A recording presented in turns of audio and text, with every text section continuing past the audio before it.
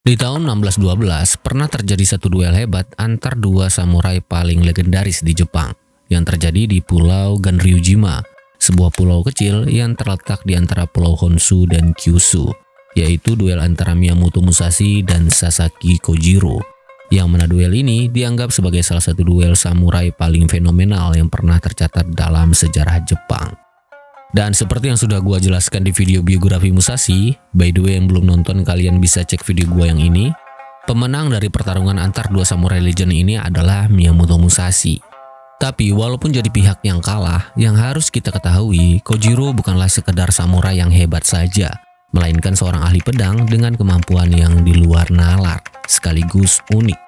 Kenapa gua bilang gitu? Karena mulai dari pemilihan senjata sampai tekniknya, semuanya di luar kebiasaan samurai pada umumnya. Nah, karena inilah dia kemudian dijuluki sebagai Nishi no Oni atau iblis dari barat. Karena selain unik, Kojiro juga sebelumnya belum pernah mengalami kekalahan, kecuali oleh Musashi. Nah, bagaimana kisah hidup dari seorang Sasaki Kojiro ini? Hai guys, selamat datang di channel Meatbox dan inilah kisah hidup Sasaki Kojiro, sang maestro pedang. Sasaki Kojiro atau yang lebih dikenal sebagai Ganryu Kojiro adalah salah satu dari sekian banyaknya ahli pedang Jepang yang berhasil mencatatkan namanya sebagai samurai terbaik yang pernah ada dalam sejarah. Diketahui dia lahir pada tahun 1575 di prefektur Fukui.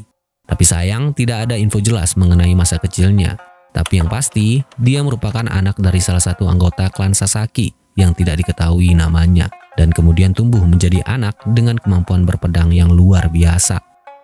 Sedikit info mengenai klan Sasaki, menurut sejarawan sekaligus penulis Jepang Eiji Yoshikawa dalam bukunya yang berjudul Musashi, klan ini diyakini merupakan klan turunan langsung dari Kaisar Uda, kaisar ke-59 Jepang.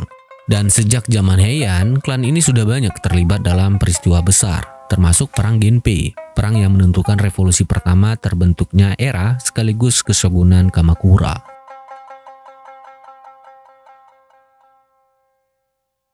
Masih menurut buku Musashi, di sekitaran umur 11 atau 12 tahun, Kojiro masuk ke sebuah dojo bernama Chujoryu, milik seorang ahli kodachi bernama Toda Seigen.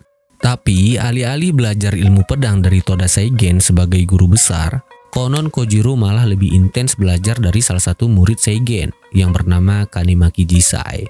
Dan awalnya, Kojiro sempat dianggap tidak berbakat karena pada saat berlatih, dia kurang banget dalam hal menggunakan maupun menguasai teknik-teknik kodachi. By the way, kodachi adalah jenis tachi atau pedang pendek yang berukuran kurang lebih 60 cm.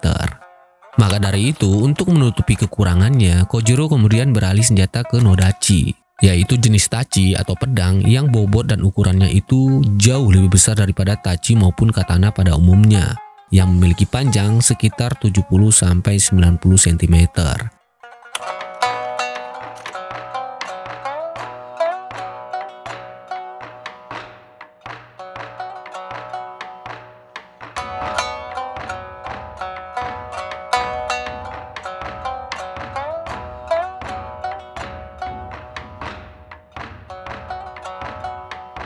Dan dia milih nodachi sebagai senjata bukan tanpa alasan.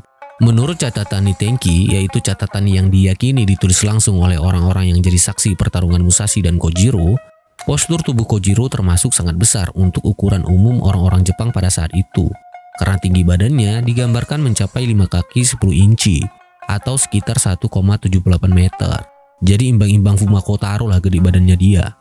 Dan gak disangka-sangka, pada waktu dia beralih senjata ke nodachi, teknik-teknik kodachi yang dia pelajari ternyata malah jadi teknik-teknik baru. Dan ayunan pedangnya juga menjadi sangat presisi. Nah, dari sinilah dia kemudian terus mengembangkan bakatnya dalam menggunakan nodachi. Sampai akhirnya, dia berhasil menciptakan gaya bertarungnya sendiri, yang dia namakan Ganryu, atau aliran batu besar.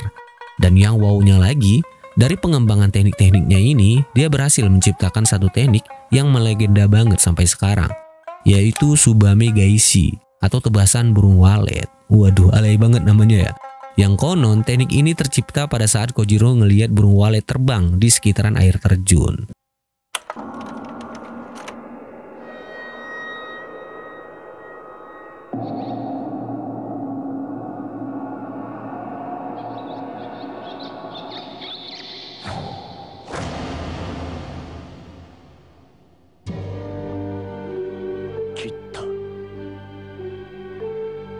Nah, yang bikin tambah unik lagi, bertolak belakang dengan nama tekniknya yang fancy banget gitu ya, tebasan burung walet.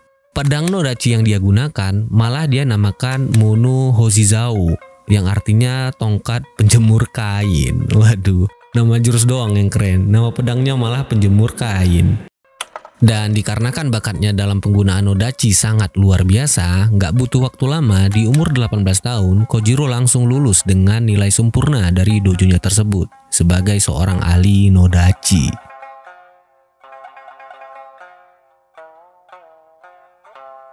Setelah lulus, Kojiro kemudian mendirikan dojonya sendiri yang dia namai sesuai dengan gaya bertarungnya, yaitu Ganryu.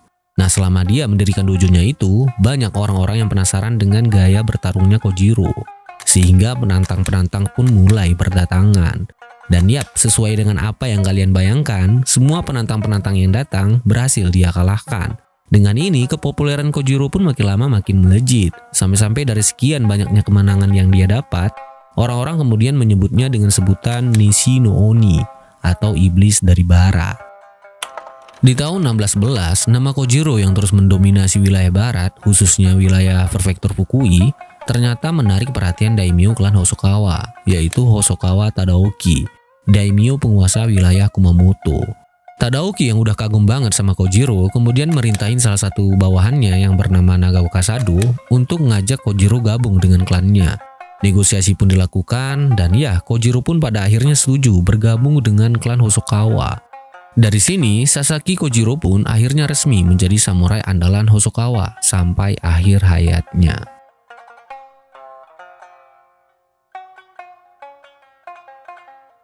Di sekitaran tahun 1605, setelah perang Sekigahara berakhir, Miyamoto Musashi yang saat itu masih menjadi Ronin dan sempat menghilang beberapa waktu, mulai muncul kembali dan melakukan pengembaraan untuk nantang samurai-samurai maupun dojo-dojo yang dia temui. Dan setelah ngalahin perguruan Yoshioka, perguruan pedang paling berpengaruh di Kyoto, nama Musashi pun seketika melejit dan langsung dikenal banyak orang. Nah, seperti yang kita tahu, Musashi ini bukan Ronin sembarangan. Pada waktu dia mengembara, dia dikenal sebagai Ronin liar dengan tingkat fokus yang di luar nalar. Kayak punya ultra insting lah bisa dibilang. Karena memang daripada tekniknya, yang paling diakui dari Miyamoto Musashi adalah tingkat fokus dan pengendalian dirinya yang sangat luar biasa. Lanjut ke tahun 1612, Musashi yang saat itu udah banyak banget ngalahin samurai-samurai hebat, mutusin untuk nunda pengembaraannya dan kemudian tinggal di kuil Myonshinji di Kyoto untuk melatih mental dan pikirannya lewat meditasi zazen. Nah, di kuil ini secara kebetulan Musashi ketemu dengan Nagaoka Sado, si babunya Tadaoki. Dan dikarenakan ayah Musashi dulunya merupakan salah satu mentor pedang klan Hosokawa, sebagai penghormatan Musashi diundang ke Kumamoto. Dan disinilah untuk pertama kalinya dua samurai legend ini ketemu secara langsung. Nah, melihat dua ahli pedang kondang ini bertemu, timbullah niat Tadaoki untuk mengadakan duel antar keduanya. Dan sebenarnya penyebab dua ahli pedang legendaris ini berduel memang ada dua versi. Yang pertama yang kayak gua bilang barusan, Hosokawa Tadaoki lah yang jadi biang keroknya. Dia ini nih yang ngadu dua samurai legend ini untuk duel. Versi kedua, sejak pertama kali ketemu dan tahu reputasi satu sama lain, rivalitas antar keduanya secara alami muncul dan Musashi pun pada akhirnya menantang Kojiro. Tapi apapun penyebabnya, disepakati pertarungan Musashi dan Kojiro akan dilakukan pada tanggal 13 April 1612 di Pulau Ganryujima dan akan disaksikan oleh seluruh pengikut klan Hosokawa. Dan seperti yang sudah kita tahu, yang keluar sebagai pemenang dari duel ini adalah Musashi. Dan cerita gimana Musashi bisa menang dari Kojiro juga ada beberapa versi. Yang pertama, di hari H Musashi sengaja datang terlambat, yang ngebuat Kojiro marah banget karena merasa tidak dihormati. Nah, kemarahannya inilah yang ngebuat Kojiro bertarung secara ugal-ugalan dan membentuk banyak celah untuk Musashi. Yang kedua, pertarungan berlangsung sengit, sampai pada saat Musashi memanfaatkan sinar matahari untuk menyilaukan pandangan Kojiro. Nah, posisi mata Kojiro yang tertutup sepersekian detik inilah yang kemudian dimanfaatkan Musashi untuk menghantam kepala Kojiro dengan pedang kayunya sampai tewas.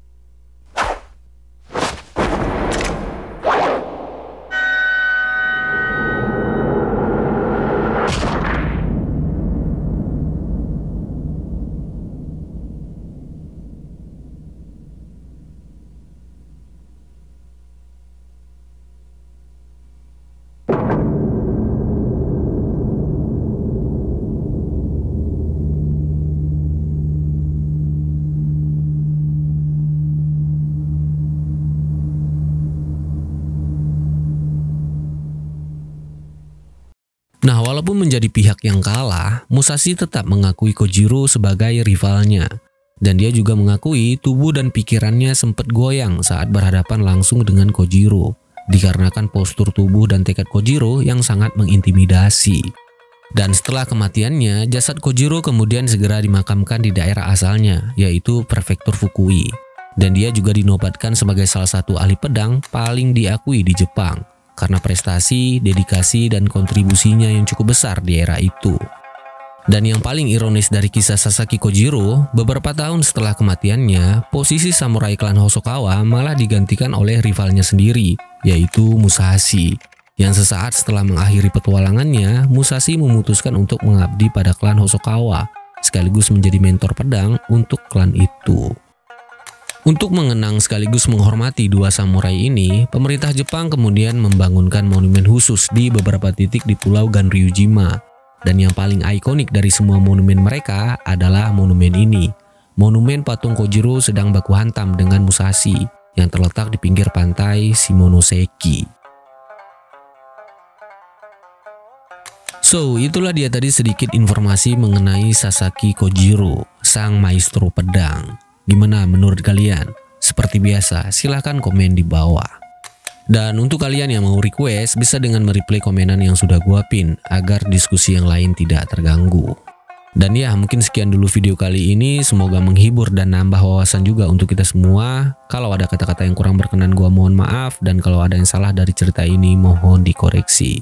Terima kasih sudah menonton, hope you enjoy, and see you guys in the next video. Adios.